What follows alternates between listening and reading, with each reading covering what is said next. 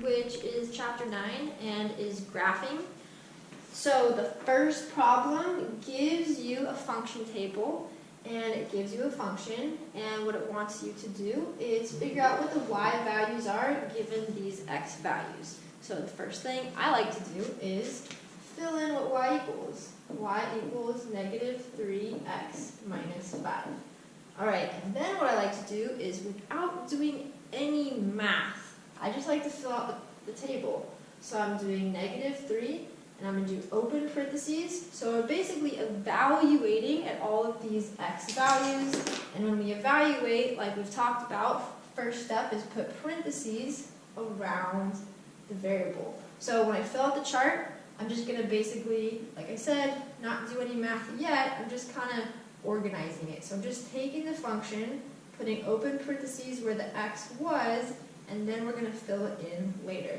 So I'm just repeating the function over and over and over again. Okay, so after I've done that, the next step is I'm going to substitute in or evaluate at each of these x values. So the first one I'm going to put in a negative 6, then I'm going to put in a negative 3, then a 0, and then a 3. So making a function chart like this would be something you would use to graph, but in this problem they just want you to evaluate at each of these x values, and we're just doing it in a function chart. So now that I have each of these in here, I'm essentially using PEMDAS, but it's actually just going to be left to right, just the way it's written. So I have to make sure I'm following my integer rules.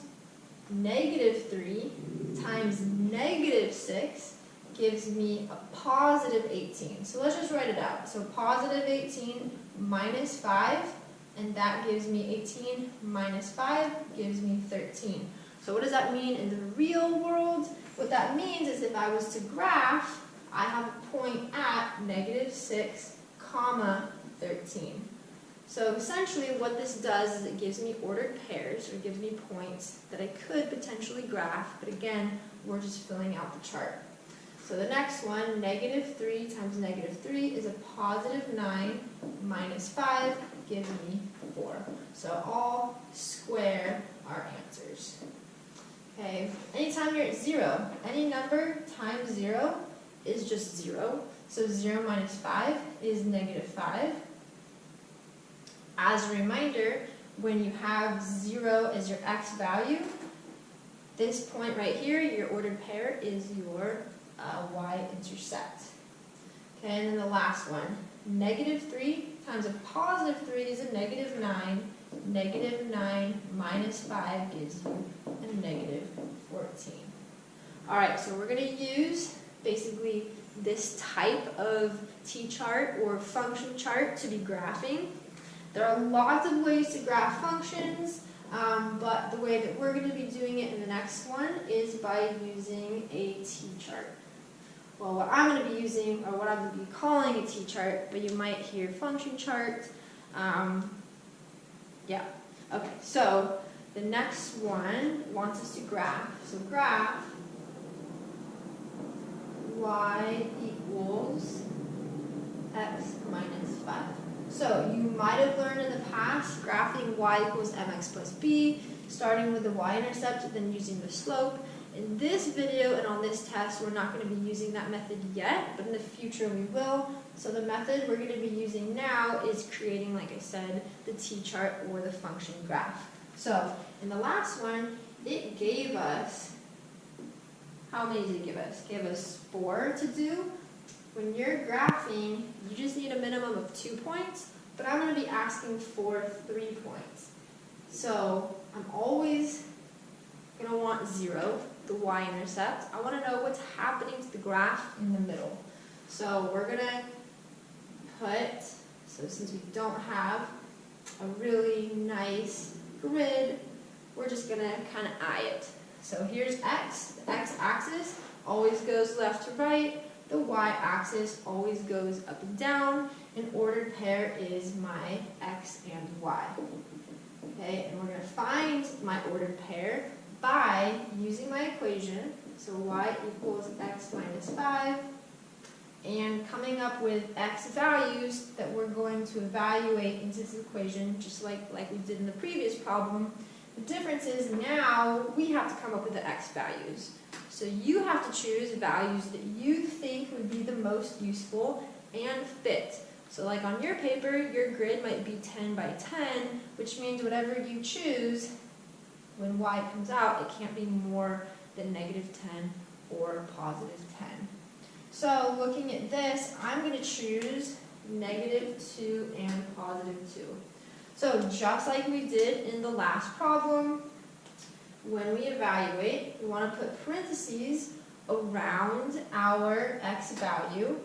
So that means that when I fill out my chart, I have parentheses -5, parentheses -5, and parentheses -5.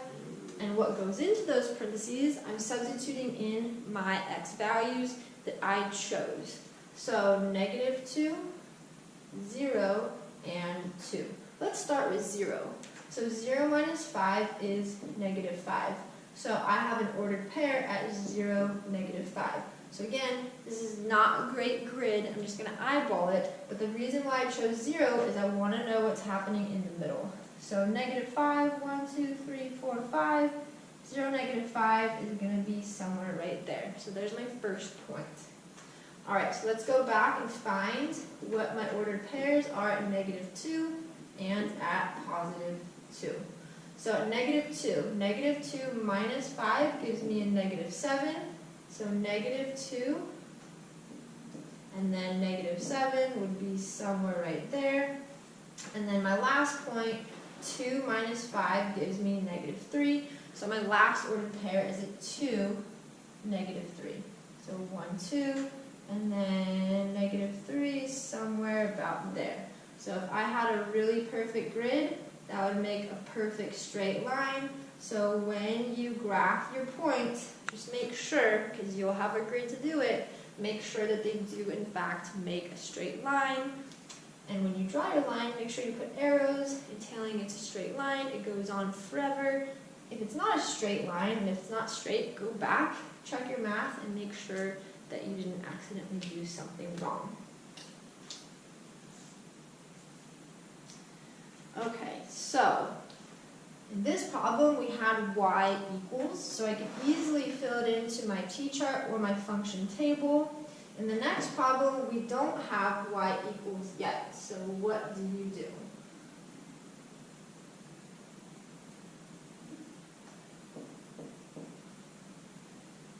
Okay, so we're graphing y minus 2x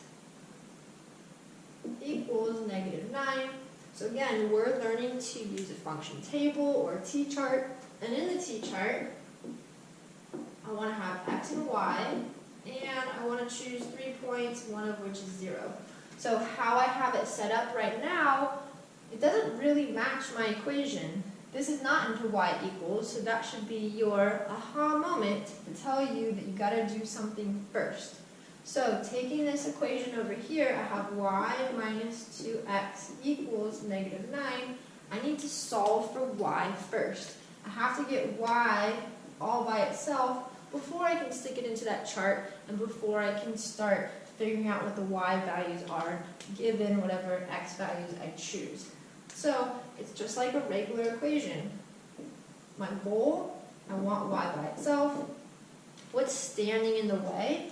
Standing in the way is that minus 2x. What's opposite? Oh, I have to add 2x. Okay, so on the left-hand side, those cancel. I'm left with y. On the right-hand side, even though this looks a little funky, combining like terms, I can't combine a number with an x value. So rewriting it, I have 2x plus 9. So that's what I'm going to stick into my function chart or my t-chart. So let's go ahead and draw my terrible looking grid. Okay, so I'm going to go ahead and do what we did last time. Those are my parentheses because I'm going to fill fill those open parentheses in with a different number. Okay, and I'll choose red to do that, just so we don't have all black and blue here. Okay, so again, I'm going to choose whatever x values I want, but I also have to keep in mind that my grid is in between -10 and 10. So I'm going to probably have to choose something small. Well, let's start with 0. So if I put in 0 right here, 2 times 0 plus 9 is going to give me, so 0 plus 9 gives me 9. So at 0, I already know that I'm all the way up at 9. Alright, so we're going to have to choose some pretty small values. Oh, I just realized this was to say -9. There we go. That will help our problem a lot. So this is supposed to be a -9. Let's change that. See, it's always good to check your work.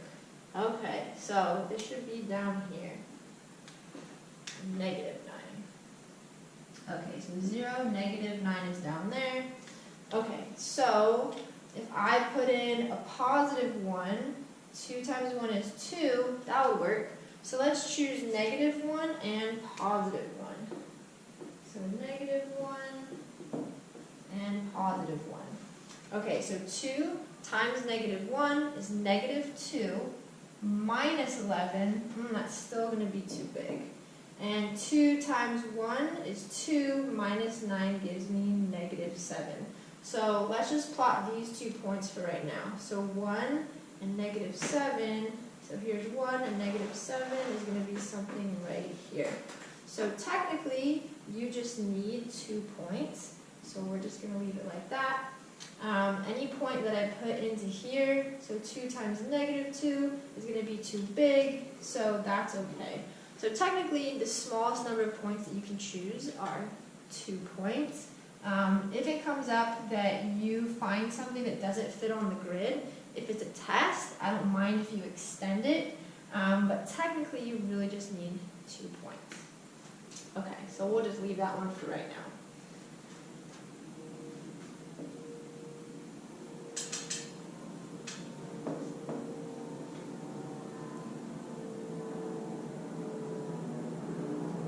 Okay, so this one is not on your test, but I just want to talk about if you got something like this. So if you end up with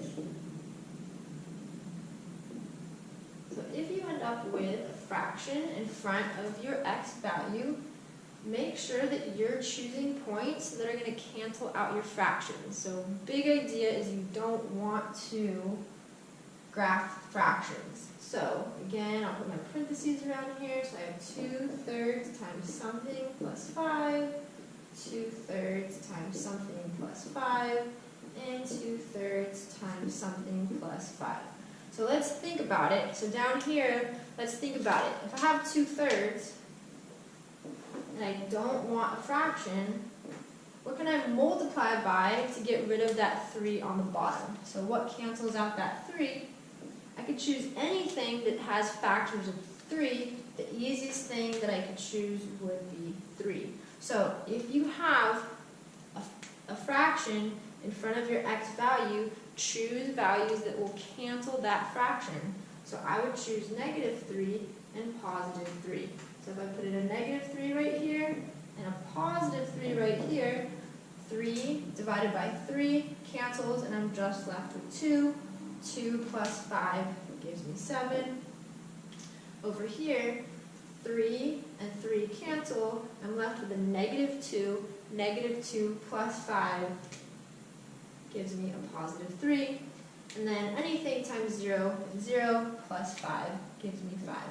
So again, if you have a fraction next to your variable, make sure you choose values that are going to cancel out your fraction because you don't want to be stuck graphing fractions.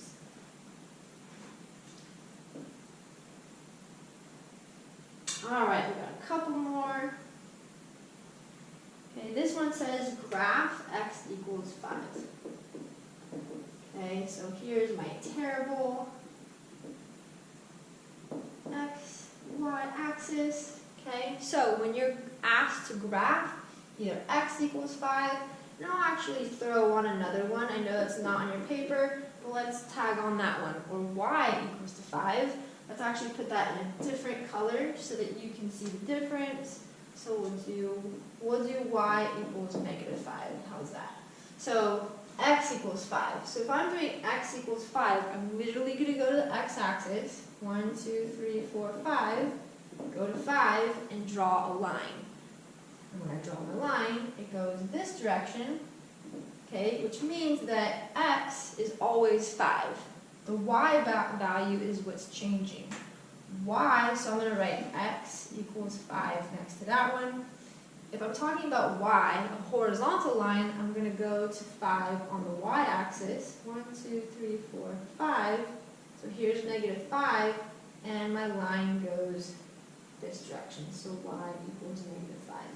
The big mistake that a lot of people do is they go to that line and then they draw a line along the x-axis, or they draw a line along the y-axis. So just make sure that when you plot it, plot the point and then draw a line through it, and then make sure that you make sense of what you drew. So if I'm at -5, yeah, this is y equals -5. I'm always at that level of 5. I'm not going up or below -5. What is changing? The x value. The x value can be anything along this, but y is always -5. Okay, we got one last problem. Okay, and on this problem we're talking about the x and y intercepts. So 2x plus y equals to 8. So as a recap, so here's x, and here's y. So if I'm talking about my x-intercept, so here's an x-intercept, that means that the x value is whatever it is. I'm not going up, I'm not going down, so the y value is 0. If I'm talking about the y-intercept, then I'm not going left or right, but what I am doing is I'm going up and down. Okay, so using that information, let's do the x-intercept.